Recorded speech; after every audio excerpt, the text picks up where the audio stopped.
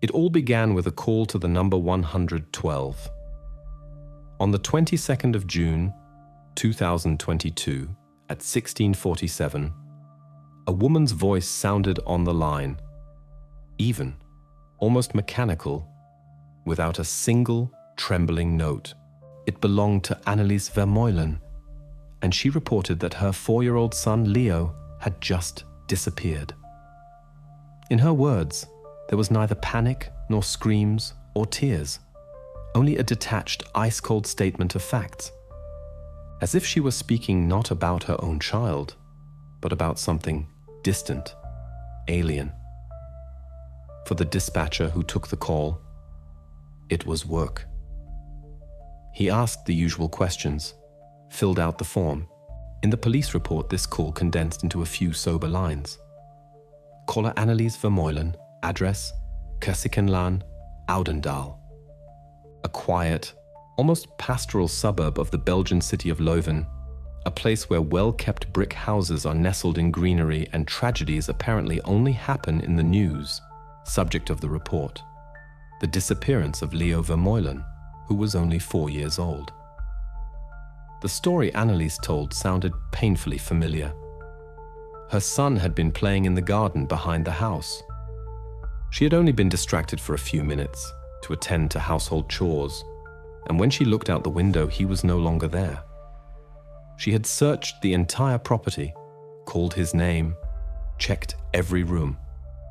Empty. The garden gate was locked. No stranger in the yard. The boy had simply vanished on the grounds of his own home in the place that seemed the safest in the world. In such cases, the protocol is always the same. The nearest patrol car is immediately dispatched to the scene. As the officers drove through the impeccably clean streets of Oudendal, they were probably preparing for the standard procedure, calming a crying mother, methodically searching the house and its surroundings. Most of the time, such stories end happily. The child is found in a closet, at the neighbor's house, or in a playhouse in the garden. The patrol car turned into Kersikenlaan and stopped in front of a modern country house with panoramic windows and a perfect lawn. This house looked like something out of a magazine, the embodiment of a family dream. The police officers went to the door, behind which they assumed a grief-stricken family awaited them. They did not yet suspect that the perfect facade of this house concealed not only a tragedy, but a soul-devouring emptiness, and that the boy they were supposed to be looking for had in reality been gone for a long time. When the officers entered, they were greeted by Annelies and her husband, Bastian Vermeulen. A beautiful, successful couple, as if sprung from a glossy magazine. He, a sought-after architect with an impeccable reputation. She, a popular lifestyle blogger whose online presence was a hymn to aesthetics and perfection. Even at this moment, as they recounted the details of their son's disappearance, they maintained an astonishing composure. Their grief was quiet, restrained, almost cultivated.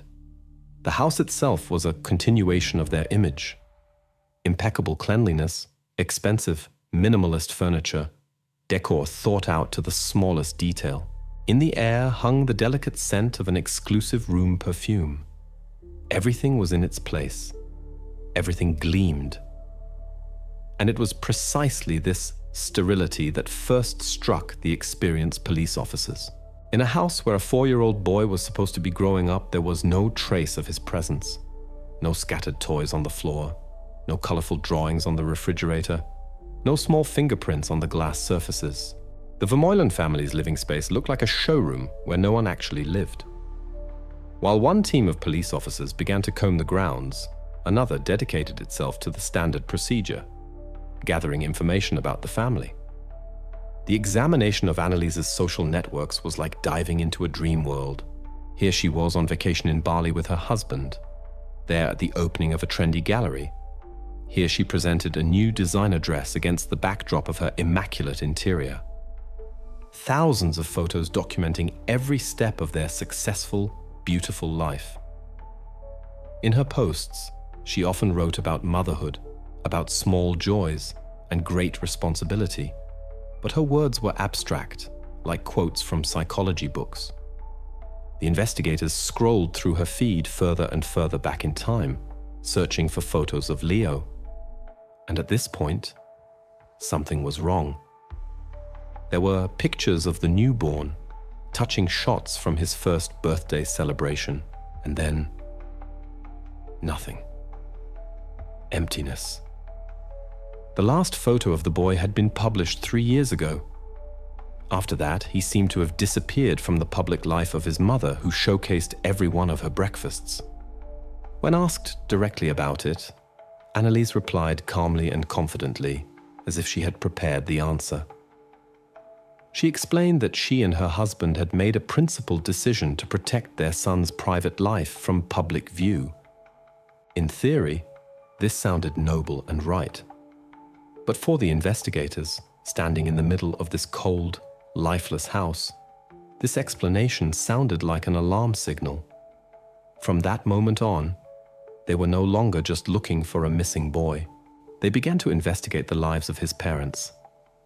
While one team of investigators delved into the digital world of the family, another worked with their reality, with their version of the events of that day. Annelies and Bastien described it almost word for word, like two actors who had perfectly rehearsed their roles. Their narrative was simple in every detail, which only raised more questions. According to protocol, Annelies claimed Leo was playing in the garden at the sandbox. I was nearby on the terrace. I went into the house for literally 10 minutes to put on the kettle and answer a work email. When I came back, he was gone.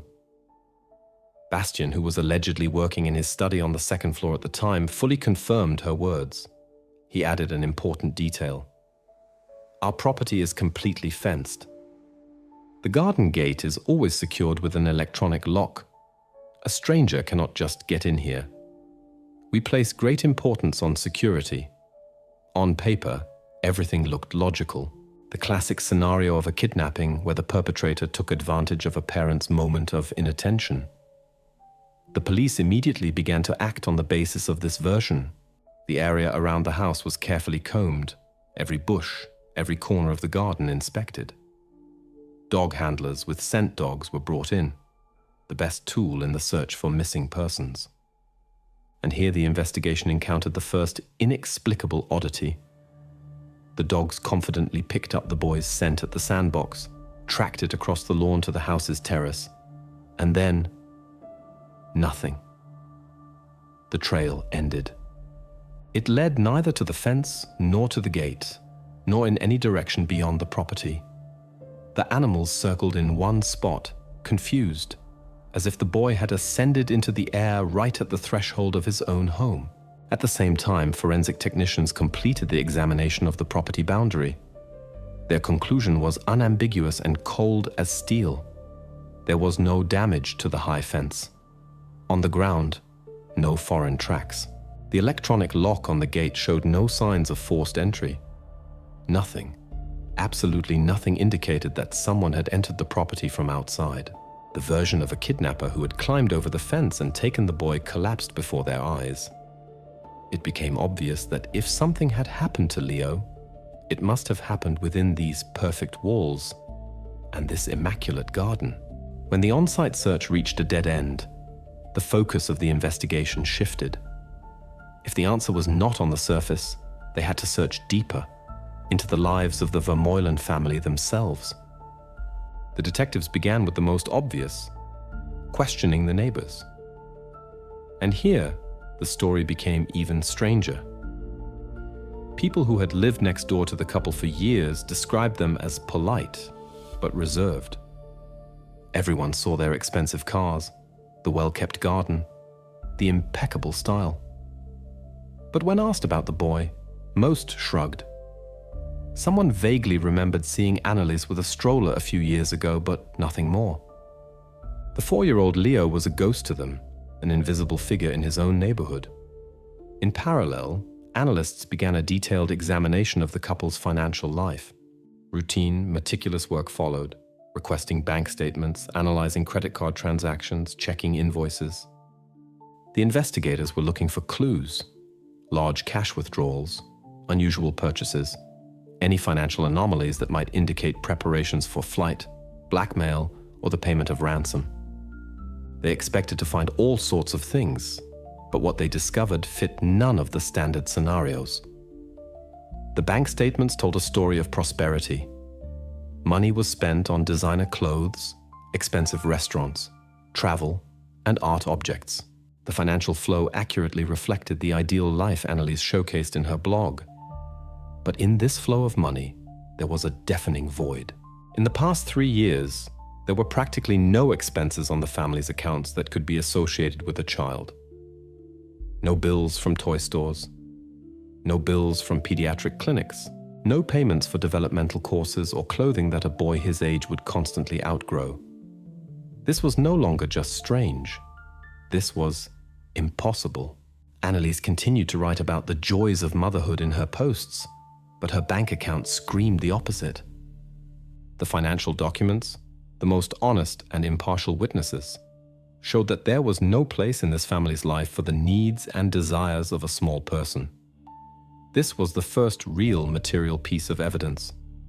No assumption, no feeling, but a cold, documented fact.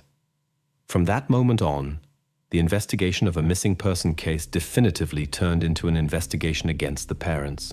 Now that the financial records confirmed what the investigators had already suspected, the cold logic of the investigation solidified into the only possible conclusion.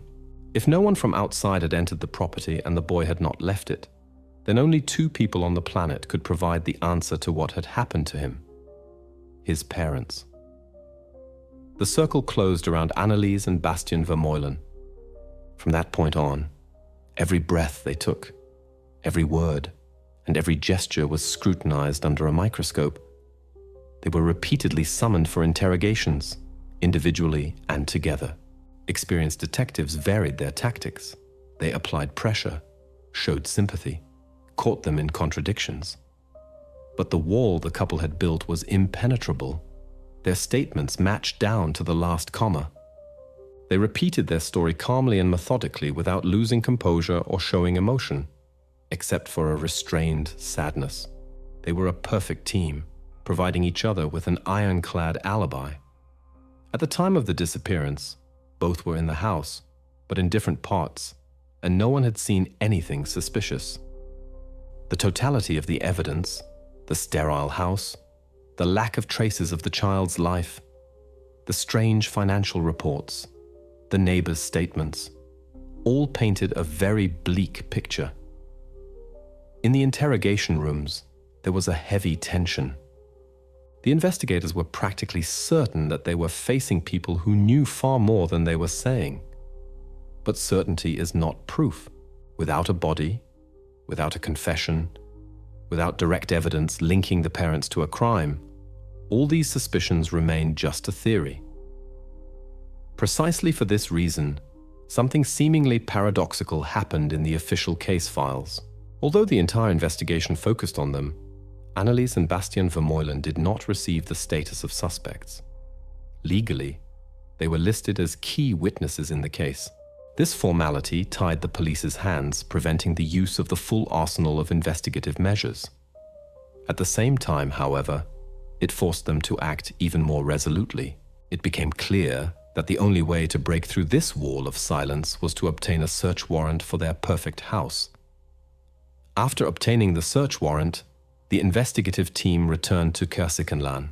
This time, they were not guests, but masters of the situation, with the right to look into every corner, to break open every floorboard. Their goal was not a superficial inspection, but a total deconstruction of the perfect facade the Vermeulens had erected. And they began at the most logical place, in the children's room. Leo's room, located on the 2nd floor, was the embodiment of every interior designer's dream. Decorated in calm pastel tones, with expensive Scandinavian furniture and educational toys perfectly arranged on the shelves, everything was thought out, everything harmonized. But it was precisely this immaculateness that became a deafening piece of evidence for the forensic technicians. In the room where a 4-year-old boy was supposed to live, play, and discover the world, life itself was missing. The experts methodically documented the details that transformed this idyllic picture into a crime scene. Firstly, the toys. They had not a single scratch, not the slightest sign of wear. The books on the shelves stood with untouched, crisp spines. Secondly, the clothes in the closet. They were neatly folded in stacks, but on closer inspection it turned out that most of them were designed for a 2-year-old child, not a 4-year-old. There were no recently purchased items. And finally, the most important thing, the prints. The specialists treated all surfaces, and the results were shocking. In the room, there were numerous adult prints belonging to Annelies. But children's prints, traces of small, curious hands, were practically non-existent. This was not just an oversight. It was proof. This room was not a home for Leo, but a backdrop, a carefully staged showcase for a non-existent, happy family life. In an official expert report, the dry but damning sentence would later appear: "The condition of the room and the objects within it do not correspond to the behavioral activity characteristic of a child of this age. The room bears the hallmarks of a staged and not an inhabited room. The children's room was a deception. This meant that somewhere in this perfect house, behind one of its immaculate walls, another, a real room, had to be hidden, and the investigators were determined to find it." At the same time, Annelies and Bastien continued their act, while forensic technicians meticulously dismantled the house.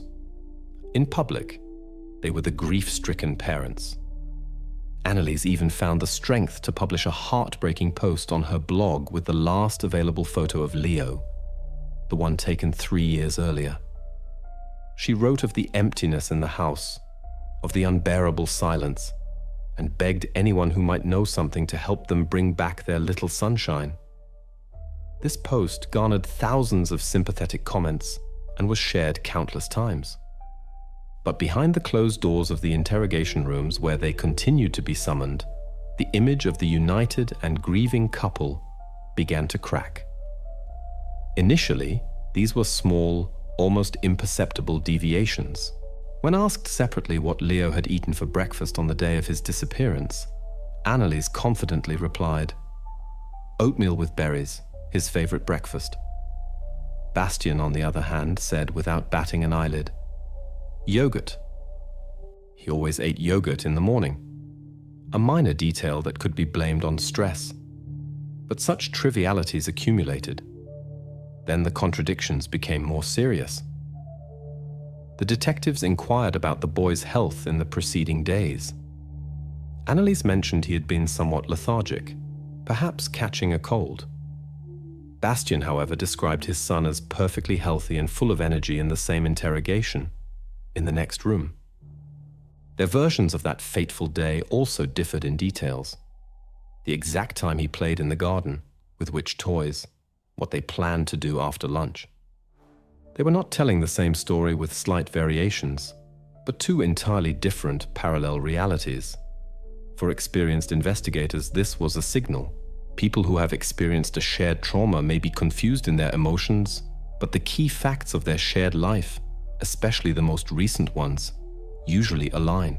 Here, however, it seemed as if the spouses were not only lying but improvising spontaneously, each inventing their own version of a non-existent past. These contradictions, recorded in the protocols, became the legal basis the investigators needed. They proved that the witnesses' statements were unreliable, and this made it possible to request permission from the court for a much deeper intrusion into their privacy, access to their mobile phone data and the GPS tracker of their family car. When the analysts gained access to the couple's digital footprints, they first immersed themselves in the routine of their lives, reconstructed from geolocation data. The picture that emerged was predictably mundane and entirely consistent with their image. Every weekday, the GPS tracker in Bastien's car dutifully traced the same route. From their house on Kersikenlaan to the parking lot of his architectural firm in the center of Leuven and back again in the evening. Annelise's phone data showed her movements between the house, an elite gym, the farmer's market, and boutiques in the city center. Everything was correct, regulated, and boring. Weeks, months, always the same routes, precisely measured to the kilometer. The specialists sifted through hundreds of these traces, looking for every deviation, every unplanned visit that could be a clue. And amidst this monotonous stream of data, they stumbled upon a single entry that immediately made them forget everything else. It was a single trip. 1 week before Annelise called the emergency number 112, a trip that neither she nor Bastien had ever mentioned in interrogations. Digital forensic experts reconstructed this route meter by meter. On the 16th of June, 2022, at 2:11 in the morning, the family car left their driveway. At this time, all of Oudendal was asleep, the streets completely empty. The car did not drive towards the city, but south in the opposite direction to a large forest area, the Heuvelibos, a popular place for walks and picnics, but not at 2 in the morning. The vehicle drove about 10 kilometers, turned off the paved road onto a dirt track, penetrated deeper into the forest, and stopped at a point far from the official paths and parking lots. The data showed that the car stood there motionless for exactly 28 minutes. Then it turned around and returned home by the same route, pulling into the driveway at 3:40, long before sunrise. This nocturnal excursion was the only anomaly in their impeccably planned lives for many months. It was hidden, illogical, and took place at the darkest time of night. And most importantly, it happened exactly 6 days before the parents reported their son's disappearance. The investigators no longer had any doubts. Whatever had happened to Leo, the solution awaited there, at that specific point on the map, in the middle of the nocturnal forest. The search for the boy now had precise GPS coordinates, and the investigative team immediately set off there, prepared for the worst. While one part of this drama unfolded in the silence of the forest, in the quiet of the offices, another team continued its no less important work. They were looking for traces not in the earth, but in bites of information, trying to reconstruct Leo Vermeulen's life based on his digital footprint. And what they found resembled the story of a ghost. On paper, in government databases, the boy existed. He had a birth certificate issued in May 2018. He was assigned a social security number. He was a Belgian citizen, a real person with official status. But as soon as one dug deeper, this image began to fade, to crumble, and to dissolve into nothing. The first alarm signal was the medical records. Detectives discovered that Leo was born with a severe congenital facial defect, a rare genetic condition. In his first months of life, he was regularly presented to doctors. There were specialist consultations, records of prescribed treatments. And then, after he turned 1 year old, absolute, deafening silence. Not a single visit to the pediatrician, not a single age-appropriate vaccination, not a single entry in his medical record for the past 3 years. From the perspective of the Belgian healthcare system, Leo Vermeulen had ceased to exist.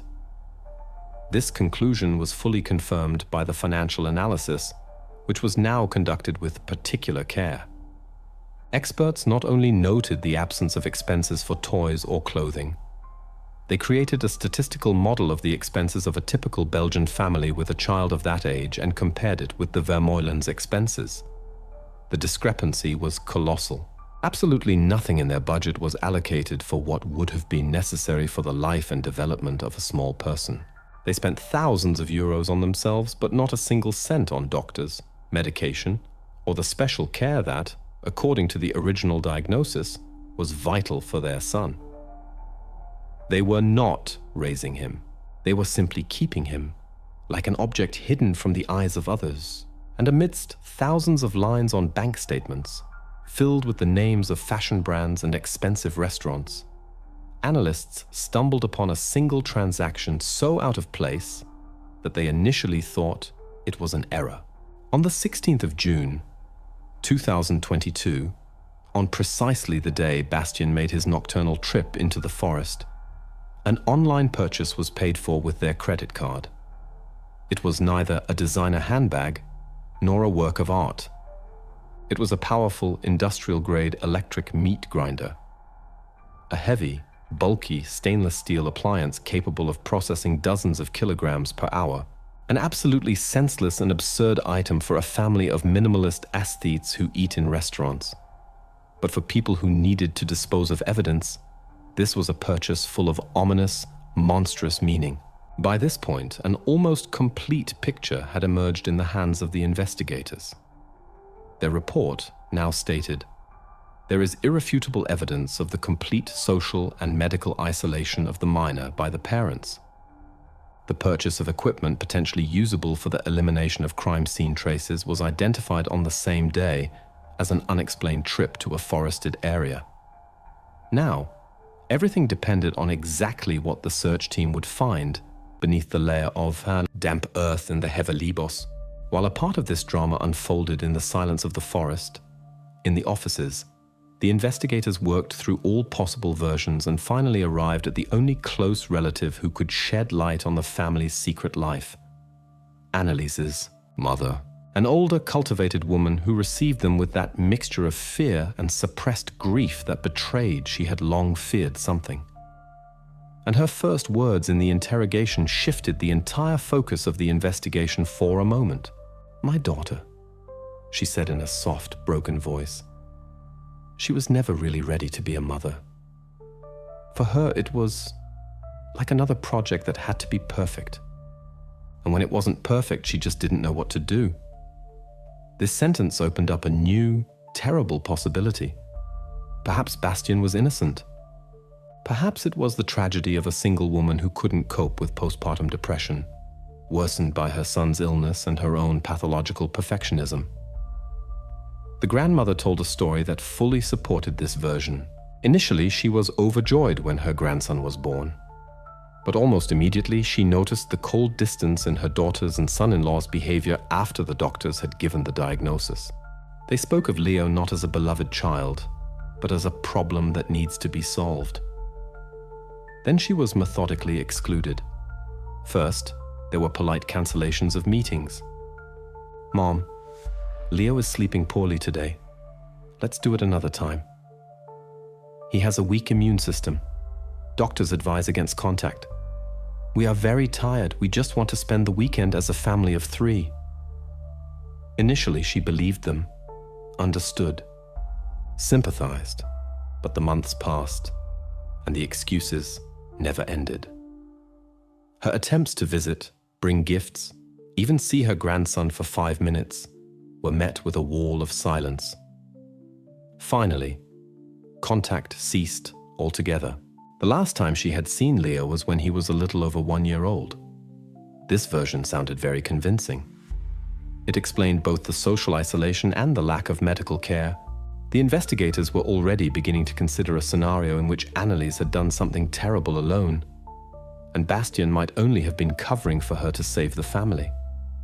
To confirm the woman's words, she was asked to provide her phone for examination of correspondence with her daughter. And here, in the cold light of the smartphone screen, the version of a single mother's tragedy collapsed and shattered into 1,000 digital fragments.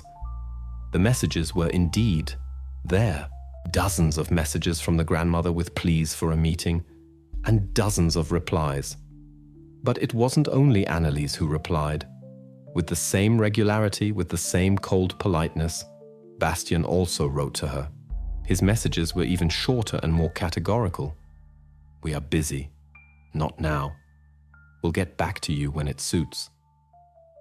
It became absolutely clear that this was not the spontaneous reaction of an exhausted woman. It was their common, coordinated, and cold-blooded policy.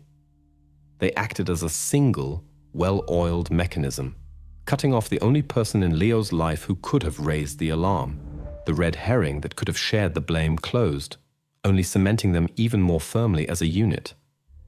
Now that it was proven they had acted as a team, the find in the Vẹrmmeulен ceased to be merely a piece of evidence. It became the final act of their shared, monstrous plan. The unity with which Anneliese and Bastien shielded their son from the outside world prompted investigators to dig deeper. It wasn't just about understanding the chronology of events, but the very nature of their connection. Who were these people before they became parents? What ideal life were they so desperately trying to protect? For this, the detectives turned to their past, interviewing childhood friends, college classmates, and former colleagues. And from these scattered memories, a portrait emerged of a couple obsessed with a single idea: the creation of a flawless image. Their story began like a romantic film. He, a brilliant architecture student with great hopes. She, a radiant, stylish young woman from the art faculty. They found each other based on their shared pursuit of perfection. From the very beginning, their life was not just everyday existence, but a carefully orchestrated performance. Every element was thought out, from the fashion brands and the choice of restaurant for dinner, to their circle of friends and the photos on the then emerging social networks. Acquaintances described them as a power couple, a pair that did everything right. Their apartment resembled a gallery, their vacation a photoshoot for a fashion magazine. They did not live. They curated their lives. Pregnancy and the expectation of a child became the logical continuation of this project. For them, it was less a step into parenthood than the final brushstroke in the picture of the perfect family. In conversations with friends, they did not discuss fears and hopes, but the design of the nursery, the brand of the stroller, and how stylish their family portraits would look. The child was not yet born, and already a role had been assigned to it in their flawless script. And then, the script went wrong. The birth of Leo and the subsequent diagnosis were not a tragedy for them, but an image disaster. A child with a congenital facial defect did not fit into their precisely calibrated aesthetic. He was a flaw, a blemish in their perfect work. And the reaction was swift. Acquaintances recalled how the Vermeulens almost abruptly broke off all social contacts after the birth of their son. They no longer invited guests, and at rare meetings outside the home, they answered questions about Leo evasively and quickly changed the subject. They did not try to fight for his health. They began the fight to maintain their facade. Step by step, the investigators analyzed this information and came to the only possible conclusion about the motive. Here, there was no sudden outburst of rage or postpartum depression in the classical sense. It was the cold, rational decision of two pathological narcissists. In the files, their motive was dryly and unmercifully formulated. The act was committed out of rejection of the child's physical defects and the desire to maintain a socially accepted image of a successful and aesthetically flawless family. For them, Leo was not a son, but a flawed detail of their grand project. And like any flawed detail, he was first hidden and then decided to be disposed of. Now, with a clear understanding of the motive, the police were only waiting for one thing: the physical confirmation of exactly how this disposal ended. And all eyes turned to the search team in the forest. Armed with a complete understanding of the motive, the investigators summoned Anneliese and Bastien for another interrogation. But this time it was no longer a conversation or information gathering. It was a direct confrontation. In the sterile interrogation room, the air was electric. The couple entered with the same mask of restrained grief, but their act no longer deceived anyone. The lead investigator delivered the first blow. He did not beat around the bush, but silently placed a printout on the table. On the sheet was a satellite image of the Vermmeulens forest area, with their route of their night drive marked with a red line. Date, time, exact coordinates of the stop. June 16th, 2:11 at night, the detective said in a calm, cold voice. "Could you please explain what you were doing at that time in that place?" For a moment, panic flashed across Bastien's face, but he quickly composed himself. He tried to joke, saying he sometimes loved night drives to clear his head. Anneliese supported him, adding that they just wanted to be alone in nature. Their explanations sounded just as false as everything else. Then the detective delivered the second blow. Another printout landed on the table. A screenshot of an order from an online shop. The photo of a shiny, industrial meat grinder. The order was placed on the afternoon of June 16th. Delivered the next day, the investigator continued without changing his tone. A rather unusual hobby for an architect, don't you think? At that moment, something broke. Bastian's self-confidence was gone. He began to murmur something incoherently about culinary experiments, about wanting to try making homemade sausages for a long time. Anneliese remained silent, clutching the armrests of the chair, her face turning ashen. Their wall of lies, which they had built for so long and so carefully, began to crumble under the weight of irrefutable facts. The detective paused to let them feel the full gravity of the moment, preparing to ask the crucial question. But he did not get to it. Bastian, realizing the game was over, broke the silence. "I want to call my lawyer," he said in a hoarse, choked voice. It was not a request. It was a demand. And this sentence became the formal point of no return. Their status as witnesses was gone. Cooperation with the investigators ended. The legal battle for their own survival had begun. The demand for a lawyer was the signal for the police. The wall of silence that the couple had erected was now reinforced by legal counsel, and it was no longer possible to break through it with words.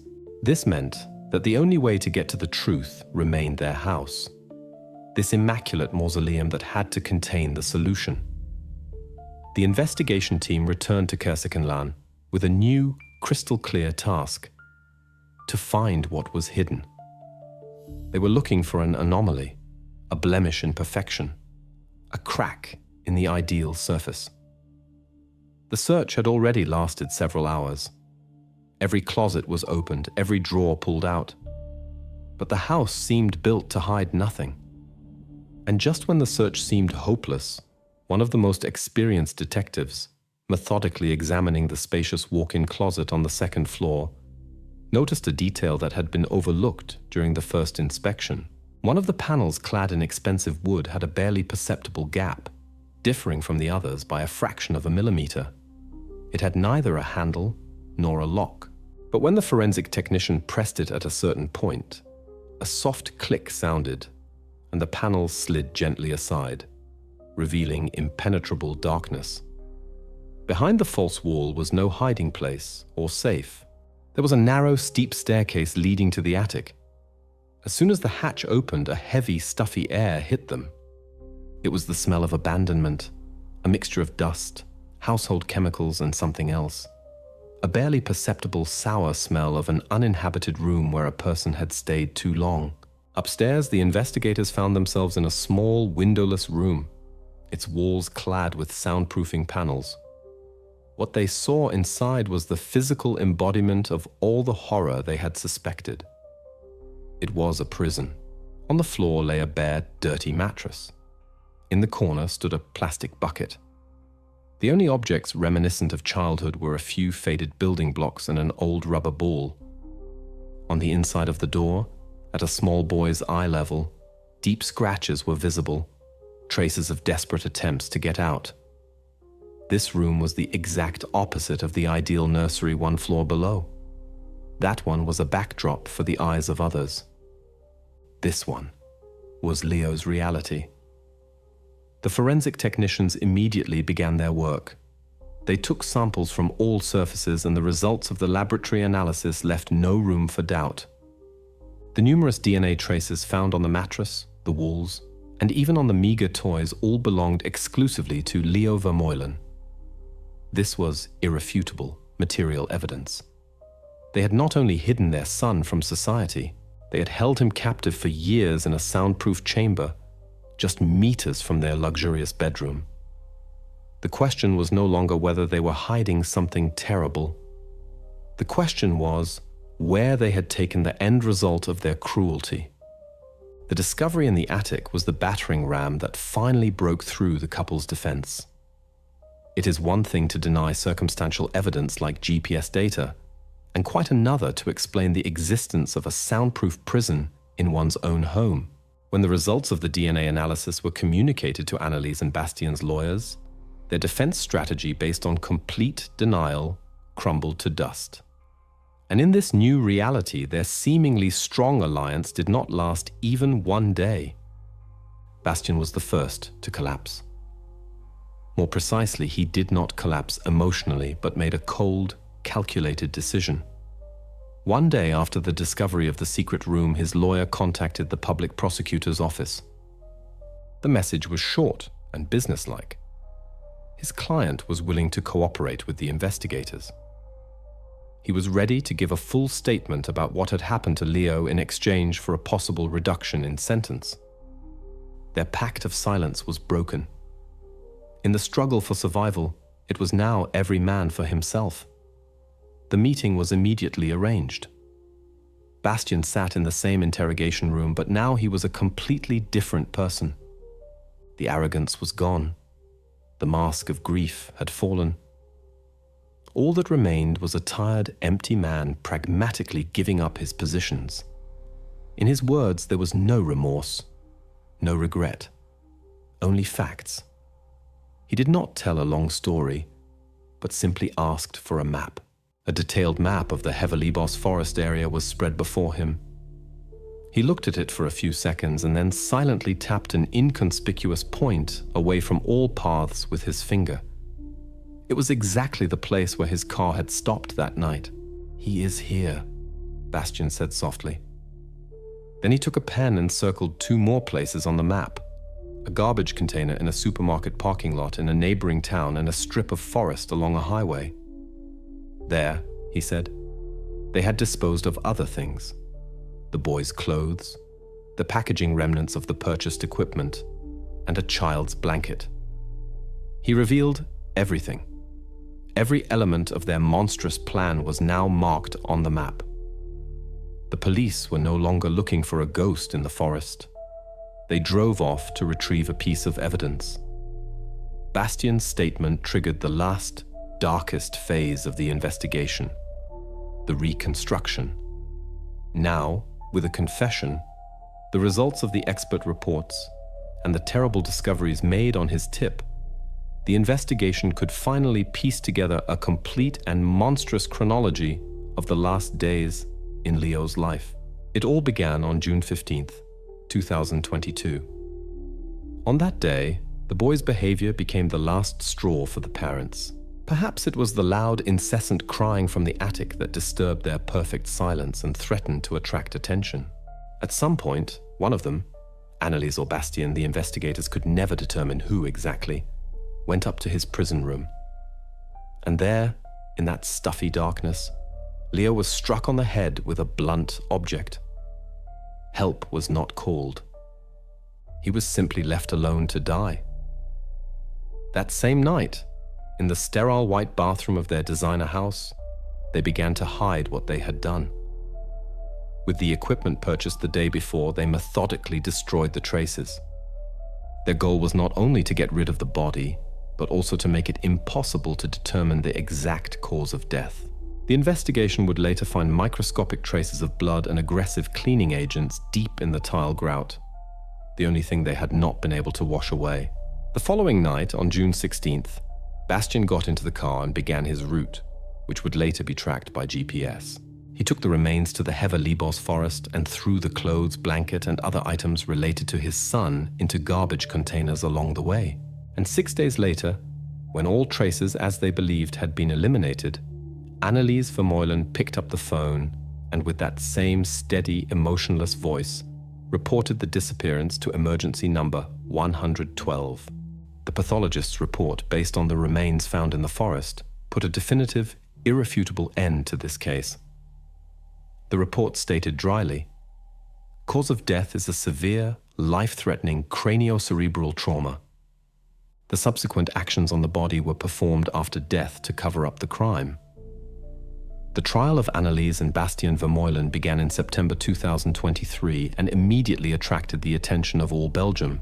They entered the courtroom no longer as a united team, but as two irreconcilable enemies. Their alliance, built on a common crime, had finally broken, and now each of them tried to save themselves by shifting the main blame onto the other. Bastien's lawyers built the defense on the premise that Anneliese had delivered the fatal blow in a fit of passion, and he, as a loving husband, had only tried to help her erase the traces of the tragedy. Anneliese, in turn, claimed the opposite through her defenders. According to her version, it was Bastien who, annoyed by the crying, had gone up to the attic, while she had not known what had happened to her son until the last moment, and had only agreed to participate in the cover-up under pressure from her husband. They argued about who delivered the blow, who bought the equipment, and who first suggested faking an abduction.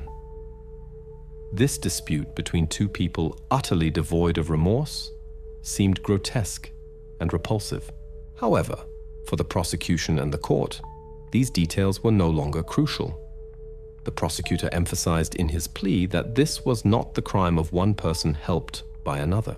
It was a joint, cold-blooded, and methodical act that extended over time.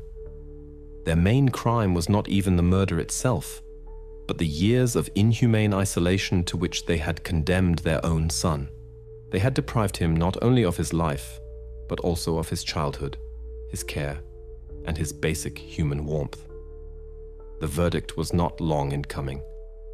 The court did not bother to find out whose hand had delivered the fatal blow, and found both equally guilty. The final verdict stated, "The court finds Anneliese and Bastien Vermeulen guilty of murder, committed with particular cruelty by omission and infliction of injuries, as well as the subsequent cover-up of the act." The sentence: life imprisonment for both. As the judge read these words, not a muscle twitched in their faces. They heard their sentence with the same cold, detached expression with which they had lived and committed their crime.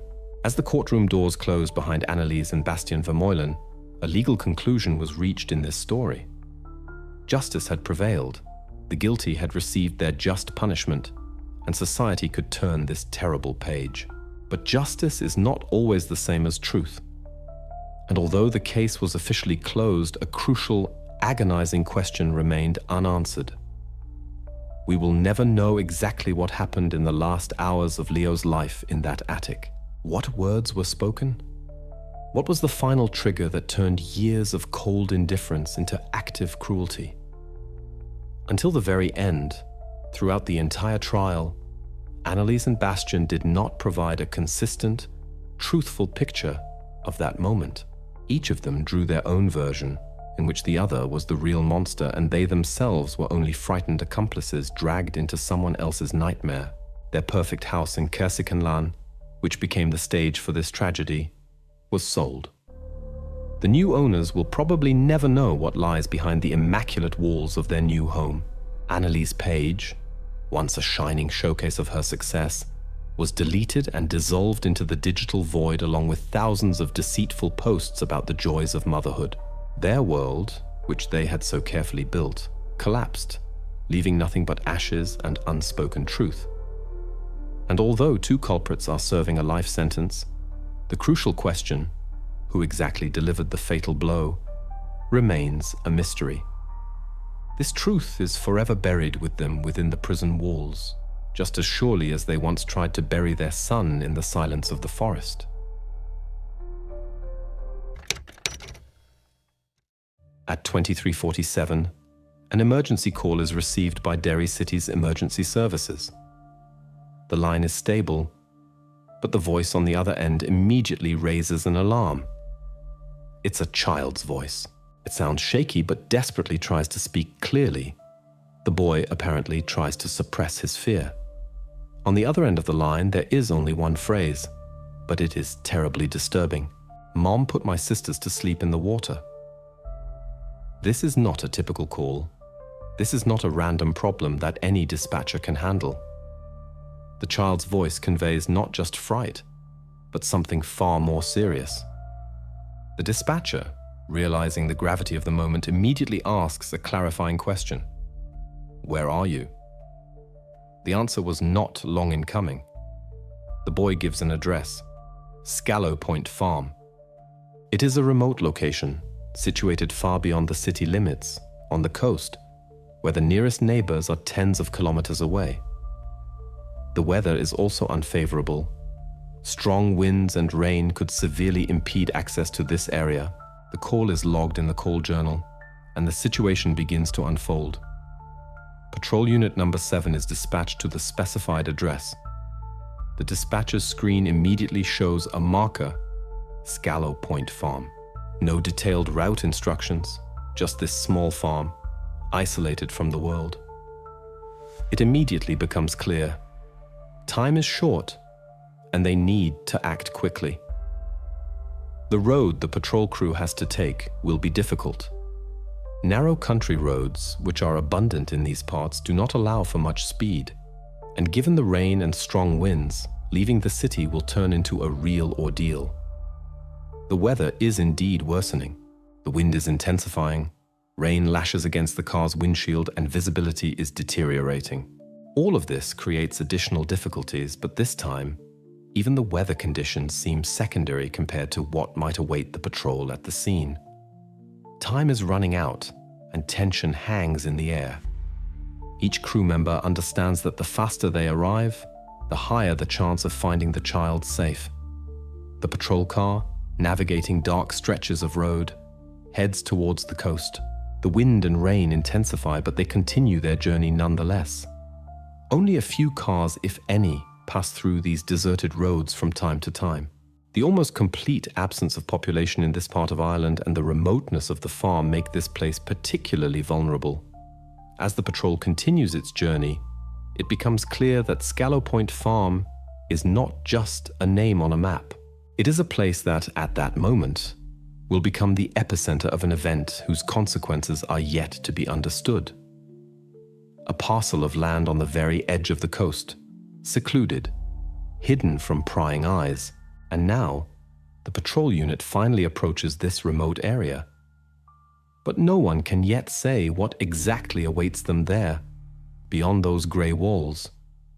No one knew what was happening there, but this place clearly required intervention.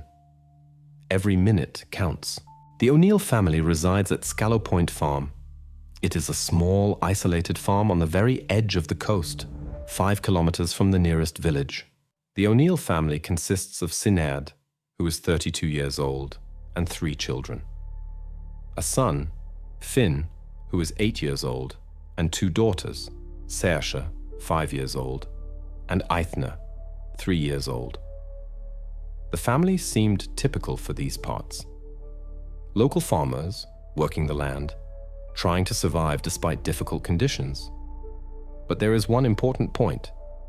Sinead's husband, Liam, is absent. He works on an oil rig in the North Sea and is only home a few times a year. This leaves Sinead alone with the children, facing daily difficulties and loneliness. The farm barely generates income. Each year, the land becomes less productive, and the income from its operation dwindles. Sinead desperately tried to cope with the situation, but loneliness and constant financial pressure took their toll. The house is old, long in need of repair. The village of Doolin, the nearest settlement, is 5 kilometers away, and it's not always possible to get there every day. People rarely venture into these parts, and the farm itself is engulfed by the desolate nature. From time to time, it seems that nature itself tightens its grip around this place. As a local elder says, the wind always blows from the ocean there. These are not just words. The wind, cold and strong, seem to always remind them that the farm is a place where man and nature are in constant struggle. And now, in this secluded, almost abandoned part of Ireland, the patrol car finally approaches the farm. In the dark night, amidst this wind and rain, the scene before the officer's eyes becomes clear, yet at the same time frightening. A light burns in one window of the house. This is strange. There are no other light sources, only this one, faint and dim. But even more disturbing is that the front door of the house is ajar. It's like an invitation. But to what? What will they enter when that door opens?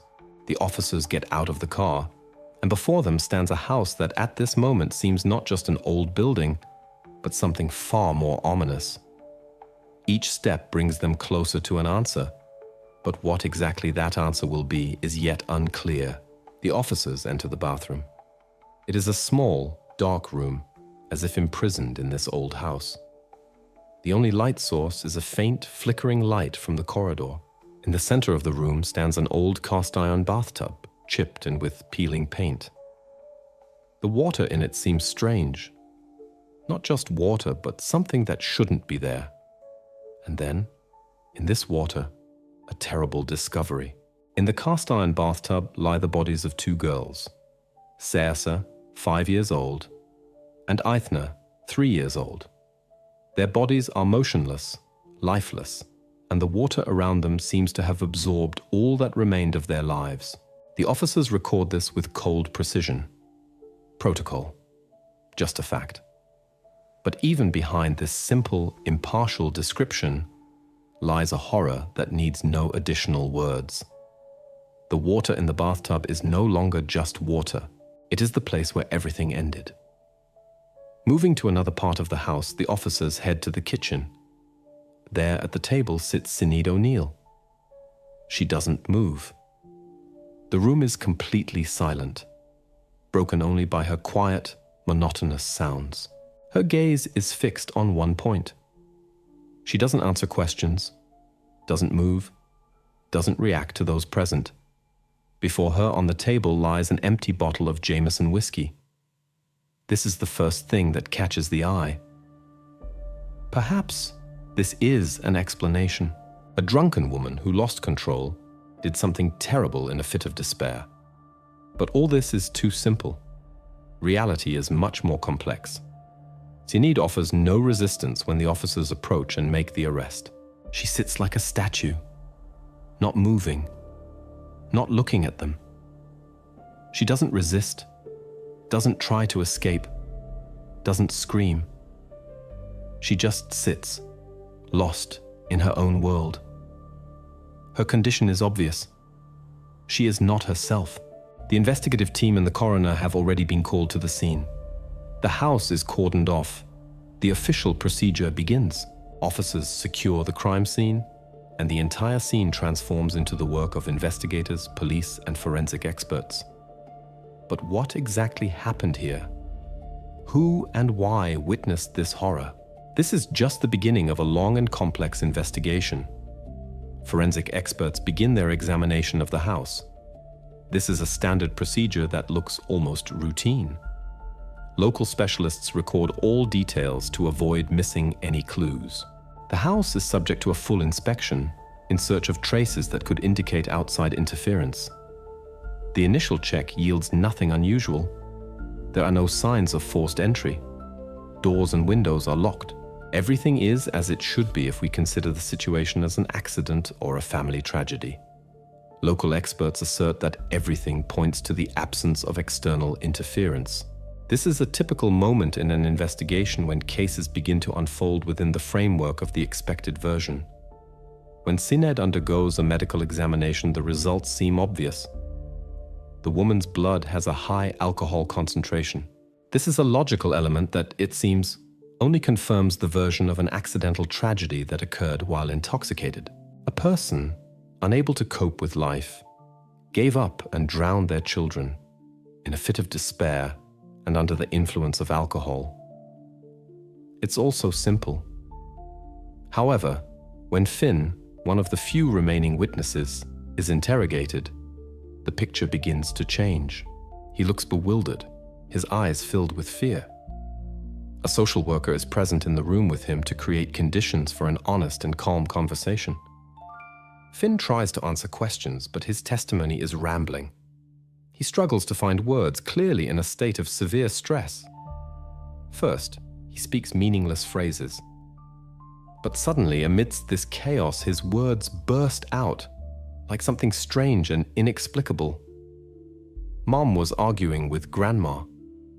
This phrase is recorded in the protocol. It does not correspond to any version discussed until this moment. Who was this grandmother? Why does Finn mention her in the context of what happened that night? The investigator putting down the documents immediately checks the information. The maternal grandmother, Maeve O'Neill, had been dead for many years. She died in 1978. These facts could change everything, but at first, no one pays attention to it. Finn's words are attributed to shock and childish fantasy, nothing more. After all, children often say strange things, especially after traumatic events. But this anomalous detail is recorded in the case. And despite being immediately set aside, it remains an important element of the investigation. We don't know when this detail might play its role, but it will certainly be significant in the future. Sinead O'Neill is the sole suspect in this case. After examining the crime scene and analyzing all the gathered facts, her figure became central. She was alone in the house at the time of the incident. Her son Finn became the only witness, and his testimony generally supports the version that the mother could have been directly involved in the tragedy. Her condition at the time of discovery also serves as important evidence. Medical results recorded at the scene confirm that Sinead was intoxicated. The evidence, it would seem, points entirely to her. Everything looks as if she could not be anything but guilty. No signs of forced entry were found in the house, the doors were closed and the windows too. There was no trace that could hint at outside interference. At first glance, everything confirms that she was alone, and this makes her suspect number one. As a result of all this, Sinead O'Neill was charged with murder. Judging by the collected facts, there is no other way but to bring this charge against her. The whole picture fits together very logically. A woman, in a state of alcoholic intoxication, in a desperate situation, lost control and committed a terrible act. Psychological and physical exhaustion, alcoholism, and a psychological crisis. This seems like a perfectly plausible motive. Finn, as the only witness, was unable to accurately explain all the details of what happened, but his words and testimony confirmed the picture of the tragedy. Everything points to her.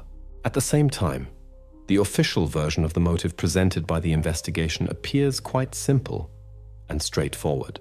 The expected version, postpartum depression, which exacerbated by constant isolation and despair, could have led to psychosis. A woman, receiving no support, facing constant difficulties and financial problems, was unable to cope with the burden of life. This explained how the tragedy could have occurred. Alcohol became her way to escape reality, to absorb the pain, and at some point, in a state of delirium, this terrible mistake could have happened. Additional factors, such as social isolation, lack of support, and financial difficulties, played their role in this process. According to local residents, Sinead always seemed withdrawn. Neighbors said she was unhappy, that her life was full of difficulties, and all of this, in their eyes, logically connected to the tragedy. In the neighbors' reports, phrases such as, "she was withdrawn," "she always seemed unhappy," are recorded. These words are key moments that fit into the picture of fear and despair that, it seemed, pushed Sinead to the crime. After being charged, Sinead O'Neill was transferred to a hospital in Ennis under strict medical supervision. This is a standard procedure in such cases, but her behavior leaves many questions.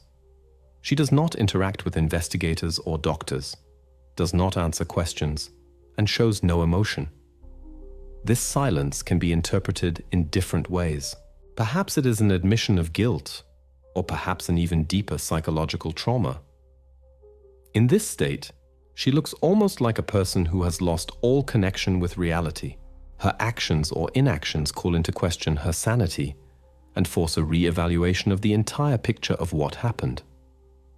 Sinead's silence, her refusal to engage with others, at times seemed to be her only way of interacting with this world. And this silence, which can be interpreted as an admission of guilt, actually creates more questions than answers. It seems she remained in this state, unable to comprehend or overcome what happened. Be that as it may, the case is being prepared for referral to court.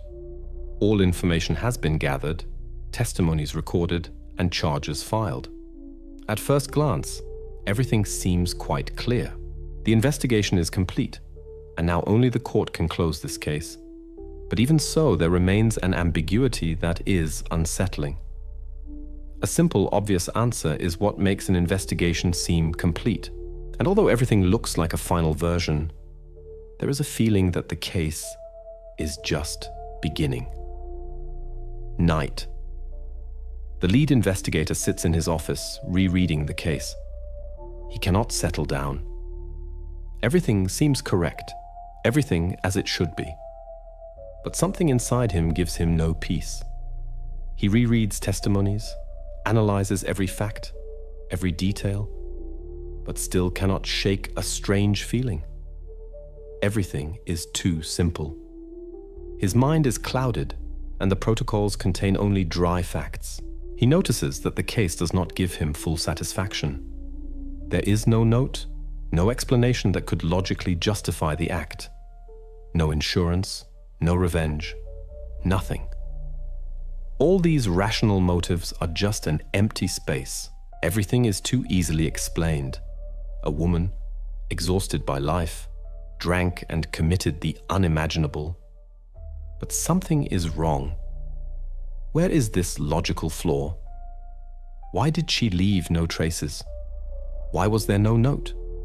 Why is everything so smooth? And then, the investigator's gaze again falls on Finn O'Neill's testimony. The phrase he uttered still gives no peace. Mom was arguing with Grandma. This makes no sense. Where did this strange moment come from? Why does a child in shock speak of a deceased grandmother? This is not just a childish fantasy. He rereads these words again and again. This strange fragment, which seemed to have been relegated to secondary roles, now seems like a key. It cannot be a coincidence. There is a continuation to this. Suddenly, his intuition awakens, and he realizes he needs to check something else. The investigator does not immediately decide, but his hands involuntarily reach for the archive. He finds Maeve O'Neill's death certificate. Suddenly, something clicks in his head. The dates match. Maeve died in 1978. Could this be related? Strange, but perhaps an important detail. Perhaps this anomaly, this unobvious fragment, is the key to solving the mystery. He makes a decision. He cannot stop at this.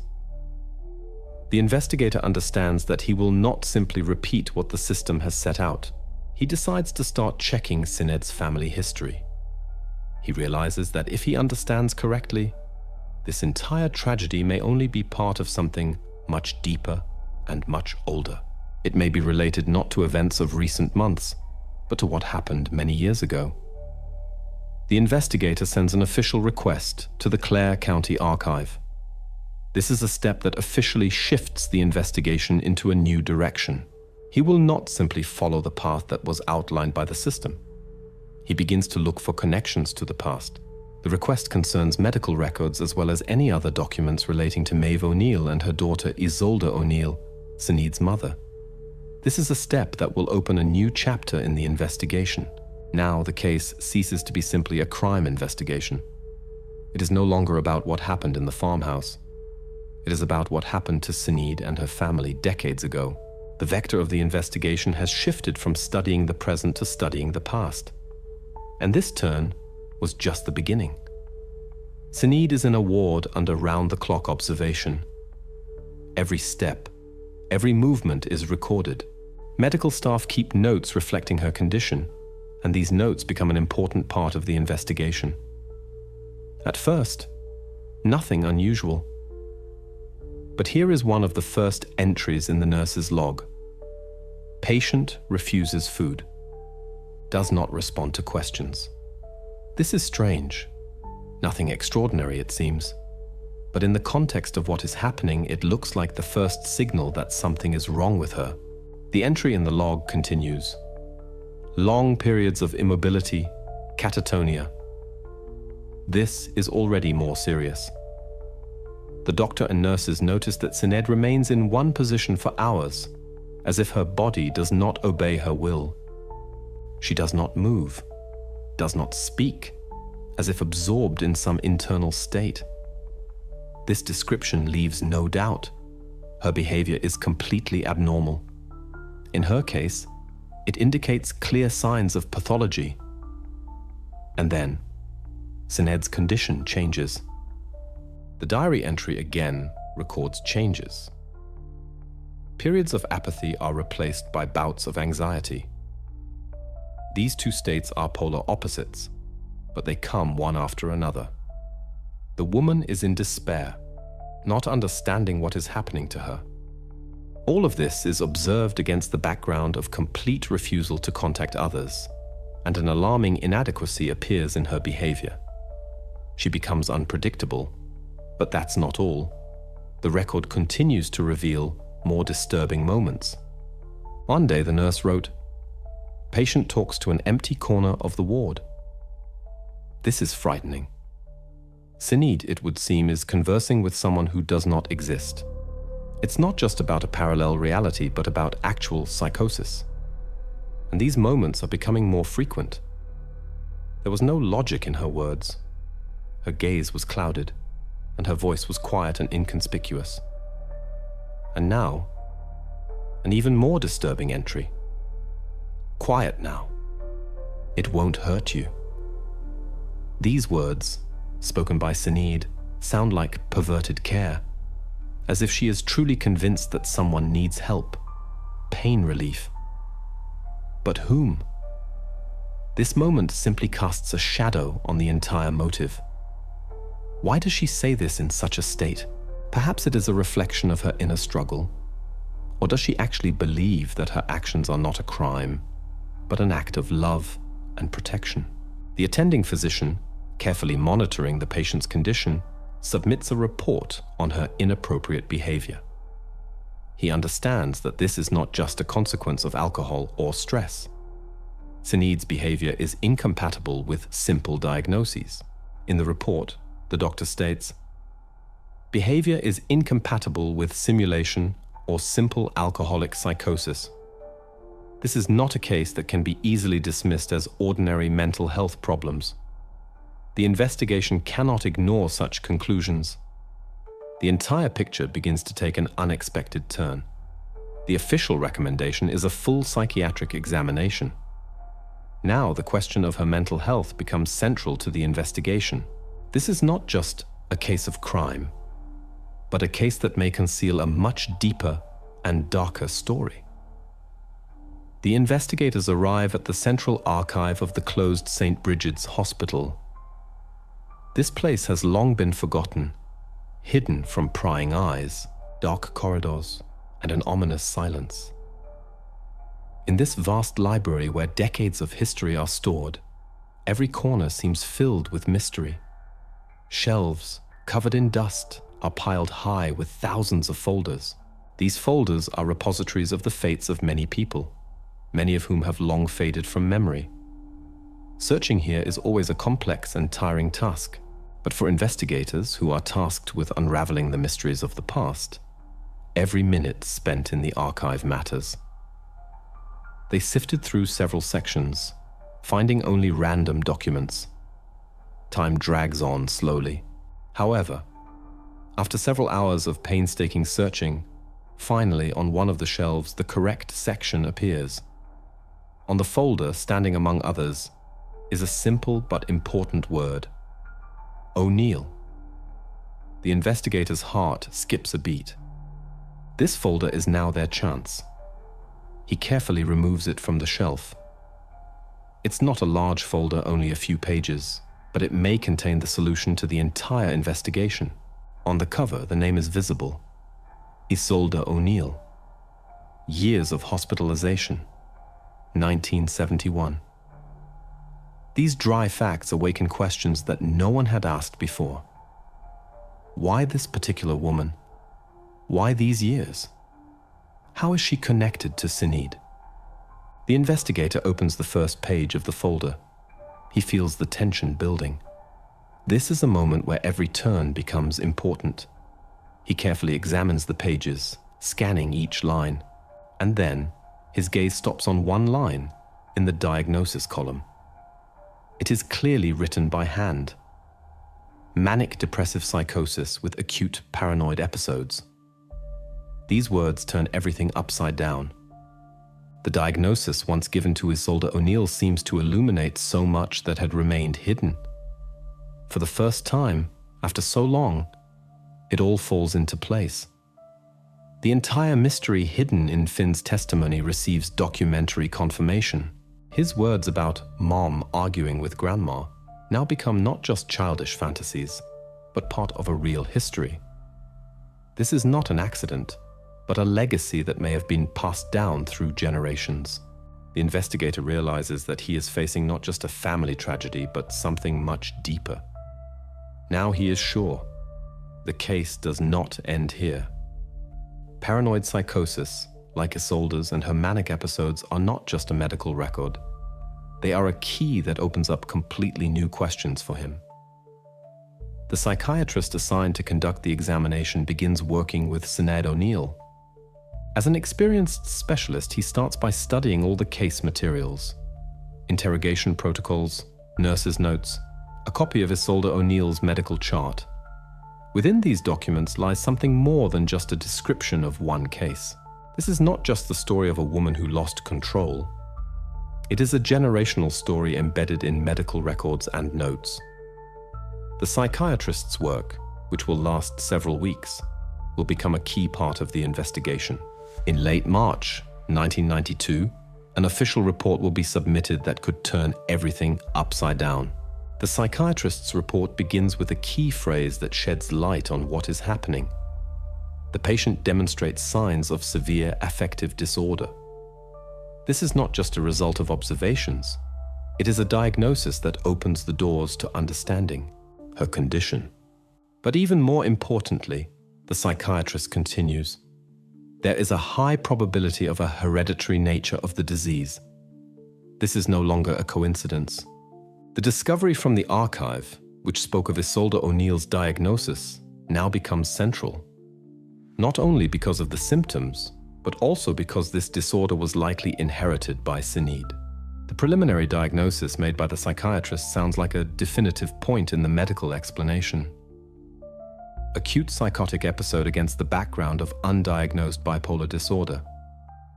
These words provide the science behind what happened. This entire psychosis that erupted no longer looks like a random tragedy, but a logical outcome of a hidden mental disorder. But the psychiatrist's conclusion also addresses alcohol, which so often figured in the investigation. At first glance, alcohol was the main catalyst for the tragedy. However, the psychiatrist's report emphasizes a different point. Alcohol in this case acted not as a cause, but as a catalyst, removing the last barriers of mental defense. Alcohol did not create the problem. It merely accelerated and exacerbated an already existing illness. This important clarification radically changes the picture. Alcohol was not the cause. It merely played a role in revealing what was hidden within Sinead.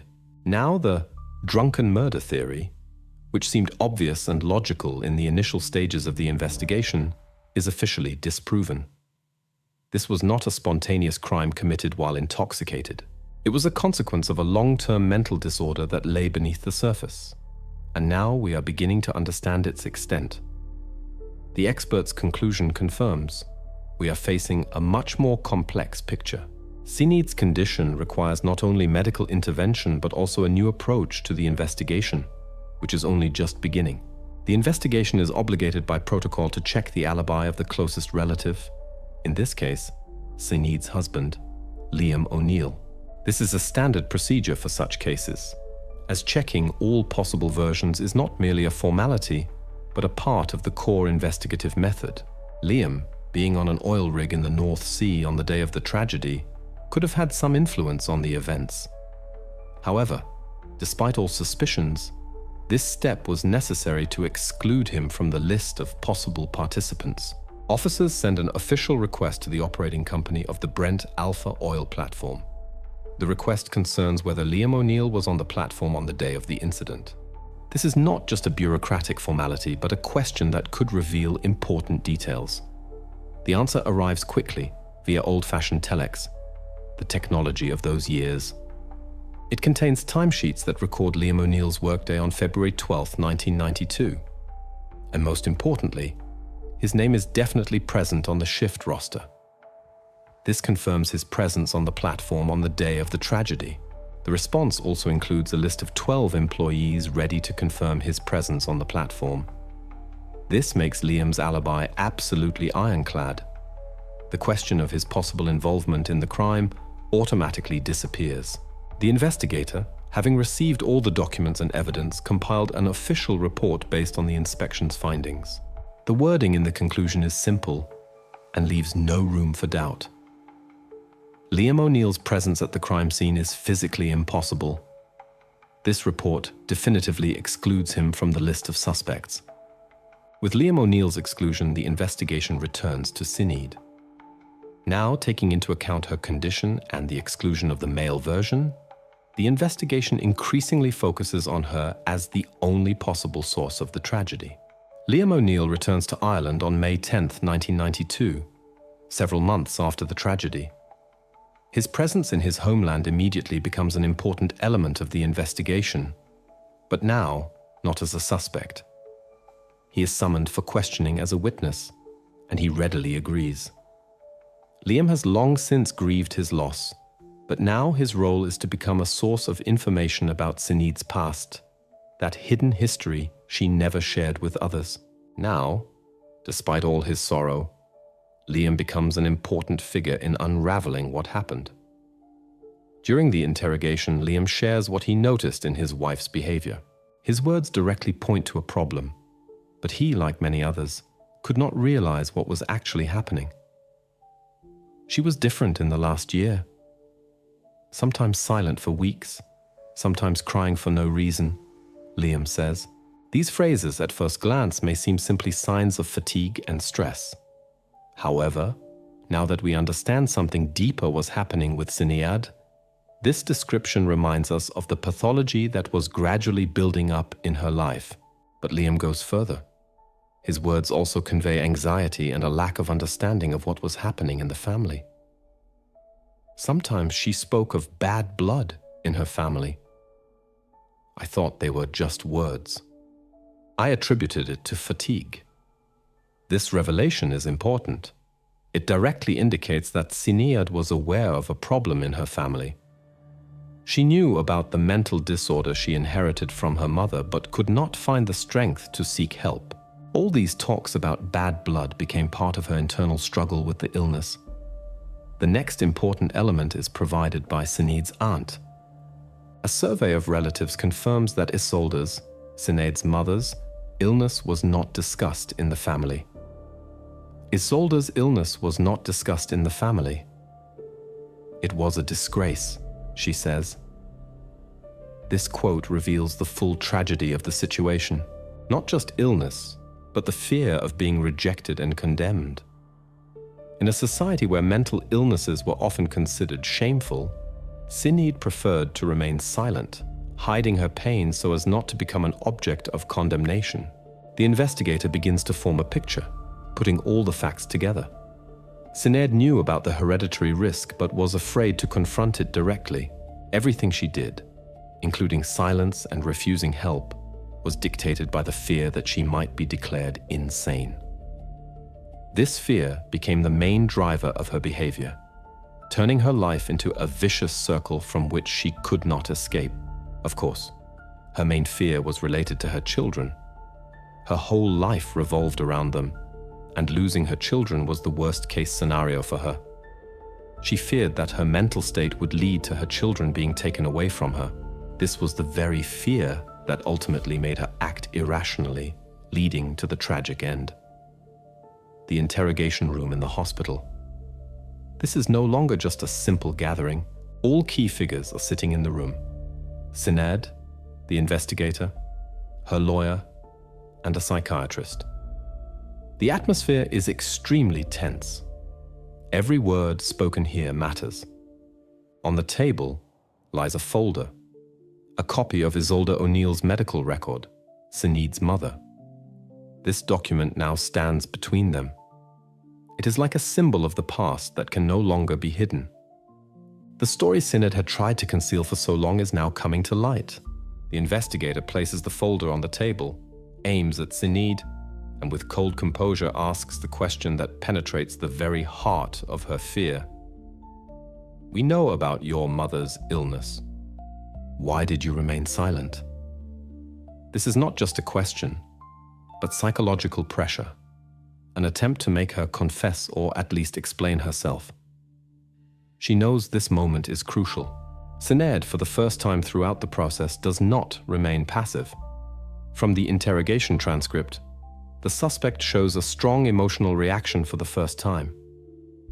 She flinches, but despite this, does not answer immediately.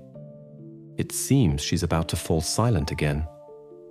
However, the investigator, not giving her time to catch her breath, asks a second, more crucial question. Finn said you spoke with your grandmother. We know your mother suffered from hallucinations. Tell us about it. This question closed another loop connecting her psychosis with her mother. Now Sinead cannot brush it off. Silence falls in the room. Everyone, including Sinead, understands that she is on the verge of making a decision, to answer or to continue, to be silent. This is a moment of choice that will take the entire investigation to a new level. The silence lasts for several long seconds. Everyone watches her, and finally, her silence is broken. Sinead begins to speak. Her voice is quiet, barely audible, but words begin to pour out, as if she could not stop. It was in their eyes. The same laugh, the voice of the illness. These words sound like an apology and at the same time an explanation of what was happening to her. It is not just a confession. It is her perception of the enemy that was penetrating her mind. Then, she utters what explains her actions. I didn't want them to suffer. I had to save them, send them to a quiet place. This is a key quote. For Sinead, what happened was not murder. It was her mission. She was trying to save her children from what she considered an impossible existence, from a life of pain and suffering. She truly believed that her actions were an act of salvation. Now it became clear. This was not a spontaneous act of malice or violence. It was a tragic mistake born of a deep mental disorder. Everything she did was the result of her inner world, a world in which she believed she was saving her children. For the final expert assessment, a special medical board of 3 leading psychiatrists in the country was convened. This step was necessary to definitively translate the medical conclusions into a legal framework. The experts were given access to all case materials, including Sinead's latest testimony during interrogations. Everything that had been gathered during the investigation was now before them. Documents, analyses, observations, as well as psychological reports. Based on this data, they were to formulate a final conclusion. When the conclusion was ready, it was forwarded to the prosecutor's office. The waiting period became tense, as this conclusion could be the decisive factor that would move the case into the legal realm. The experts not only investigated Sinead's personality, they studied her mental state to understand whether she could comprehend the consequences of her actions when she committed the tragedy. The document that will now influence Sinead's future is titled Conclusion of Forensic Psychiatric Examination in the Case of Sinead O'Neill. It contains key information. The diagnosis: bipolar affective disorder type 1 with psychotic features. This is a serious mental illness that explains many of her actions. Bipolar disorder and the hallucinations she referred to become clear to the entire system. But the most important part of this conclusion is the expert's final finding, which directly determines Sinead's legal fate. At the time of committing the imputed acts, Citizen O'Neill was in a state of insanity and could not comprehend the factual nature and social danger of her actions. This recognition of her insanity leaves no room for doubt. Everything that happened was the result of psychosis, not a conscious crime. The prosecution's reaction to this conclusion was inevitable. After detailed study, the prosecution agreed with the expert's findings. This is not just a confirmation of Sinead's mental state. It is a change in the entire judicial perspective. The charge of intentional murder was dropped. Now the court will consider the case not as a crime with deliberate intent, but through the prism of the insanity defense law. Everything changes. The trial, which will begin soon, will not be about guilt, but about the state of mental health. This transformation of the case's significance will take the process to a new level, and the question of her sanity will now be at the center of attention. Protocols of therapeutic sessions with Sinead were appended to the case materials. These records provided insight into her inner world and what was happening in her head on the night of the tragedy. The questions the doctor asked were not only directed at her mental state, but also at the nature of her hallucinations. In one session, the doctor asks a direct question. What exactly did the voice tell you? This question, seemingly simple, will reveal another layer of her psychosis. Sinead's answer was frightening and strange. It was my grandmother's voice. It said the spoilage was already in them, that they needed to be cleansed. These words completely echoed what she said during the interrogation and what her son Finn had said. But now, in a calmer and deeper setting, she describes it with much greater detail. These are not just fantasies, but memories and experiences she lived with. But Sinead's hallucinations were not only auditory. She also describes visual hallucinations, which makes her psychosis even more comprehensive. She recounts how she saw the illness in her own child. When Siobhan laughed, I didn't see her face, but the face of the illness. It was mocking me. This distorted perception of reality was part of her psychosis. The pain and suffering she experienced transformed into these images, into these terrifying visions that prevented her from distinguishing reality from hallucination. Sinead recounts how she felt she had to cleanse the children. In her mind, she was not committing a crime. She was simply fulfilling her mission. The water was supposed to wash everything away, to put them to sleep in silence, forever. These words became key to understanding her actions. What she perceived as an act of care, we now see as a tragic mistake dictated by psychosis. When the doctor asks the last question, the most direct of all, "Did you want to kill them?" Sinead answers with such sincerity that it is unsettling. "No, I wanted to save them." This answer is not just an explanation. It is the final point in understanding her motivation. In her world, in her mind, everything that happened was an act of tragic, distorted love. Her actions, despite their terrifying nature, were dictated by a pathological state. Sinead did not realize that her perception of the world was distorted and that she was causing suffering. In her eyes, her act was an act of salvation. Courtroom. On the witness stand sits the chief psychiatric expert, ready to give his conclusion. All eyes are on him, for his words will determine the understanding of what happened. He addresses the jury, explaining not just what happened, but how it happened in Sinead's mind. His task is to translate all events into a comprehensible language of logic and medicine. This is not just testimony, but an attempt to reveal how a mental disorder led to the tragedy we are now discussing. The expert begins his speech, focusing on the most important aspects of her illness that catalyzed the tragedy. He describes how, for several weeks, Sinead suffered from insomnia and paranoia. These factors exacerbated her underlying disorder, which, of course, was always present. But in such a state, it gained strength. Nighttime insomnia and obsessive thoughts became her reality, and this only intensified her inner struggle. The paranoia in her head grew stronger, and she lost the ability to distinguish fear from reality. Next, the expert explains how alcohol became a destructive catalyst.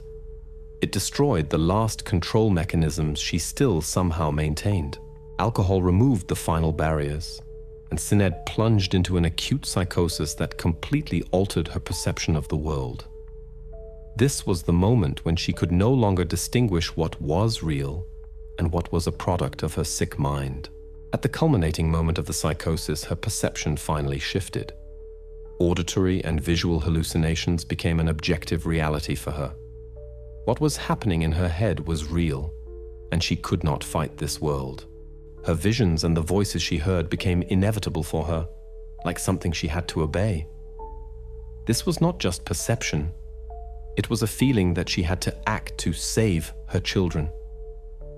The expert finally explains the act itself. He states that for Sinead, her actions were not violence, but a ritual dictated by voices she could not resist.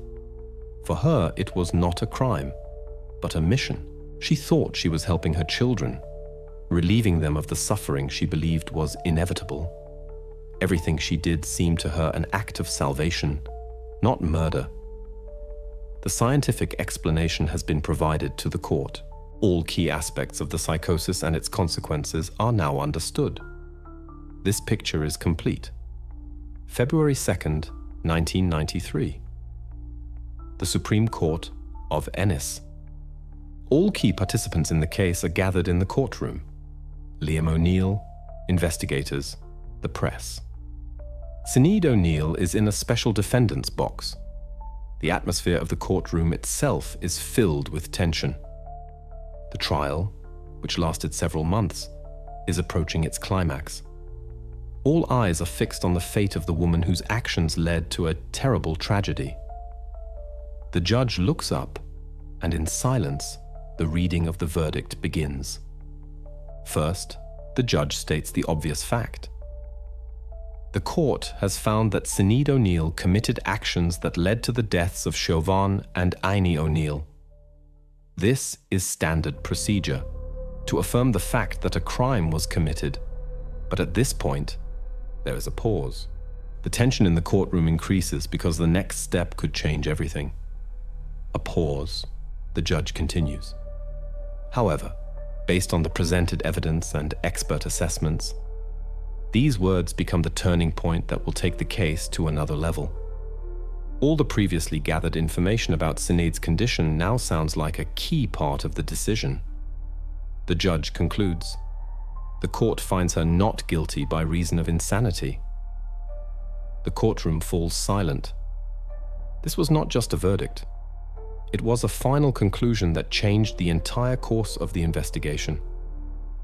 The question of guilt disappears. The question of the defendant's mental state comes to the forefront. Then the judge reads out the order regarding Sinead's further fate. Sinead O'Neill is subject to compulsory treatment at the Central Mental Hospital in Dublin. This is not freedom. It is the beginning of a new stage in her life, a life in which she will receive the medical care necessary for her condition. The trial is concluded. Swiftly but firmly, the court renders its verdict. The case is officially closed. Sinead O'Neill was transferred to Dublin, where ongoing medical supervision became part of her life. All information about her condition is now confidential. Her story has moved into the medical sphere, and outside the hospital walls, no one knows how she lives today. However, she is no longer the woman who stood before the court. Her life continued, but within the framework of the medical system. Liam O'Neill, having survived the nightmare that changed his life, together with his son Finn, decided to start over. In 1993, they sold the farm in County Clare and left that area. This step was not only an escape from the past, but also an attempt to restore some stability to their lives. Their subsequent whereabouts are unknown. Since then, they have disappeared from view, leaving behind a void that will forever remain a mystery to everyone. As for the Scallow Point farm itself, its new owners never came to live there. The house remained abandoned, like a symbol not only of tragedy but also of a broken life that once existed within those walls. Local residents avoid the place. It has become part of local folklore. A place where a terrible tragedy once occurred, and now it is filled with ghosts of the past. But the O'Neill story did not remain only within the confines of this small village. The case attracted media attention across Ireland, and an active discussion began in the country about mental health issues, especially in rural and conservative communities. The main topic of discussion was how society stigmatizes people with mental illnesses, especially in places like villages, where illnesses are often hidden and help is insufficient.